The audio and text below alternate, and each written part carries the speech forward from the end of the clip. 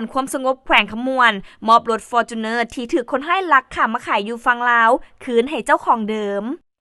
ป้องกันความสงบแขวงขมวนรายงานว่าในวันที่5สิงหาคม2025ผ่านมาทางจังหวัดนครพนมประเทศไทยได้เฮ็ดหนังสือเสนอขอความช่วยเหลือนำแขวงขมวนในการติดตามรถจิปโตโยต้าฟอร์จูเนอร์สีขาวที่ถูกคนให้ยักยอกแล้วลักขามาขายอยู่ประเทศลาว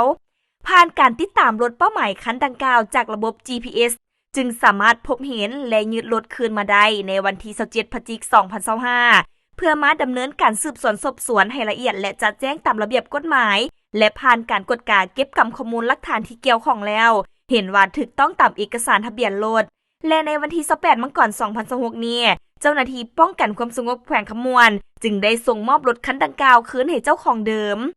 ในการมอบส่งรถครั้งนี้ต่างหน้าเจ้าหน้าที่ฝ่ายลาวแม่นทานพันโทอ้อยคำสุขอินทวงศ์ห้องหัวหน้าห้องตำรวจป้องกันความสงบแขวงขมวนและต่างหน้าเจ้าหน้าที่ฝ่ายไทยแม่นทานพันเอกสัตย์ไซสำเนียงหัวหน้าตม.ด้านสากลความมิตรภาพ3จังหวัดนครพนมพร้อมด้วยภาคส่วนที่เกี่ยวข้องของทั้ง2ฝ่ายเข้าร่วมเป็นสักขีพยาน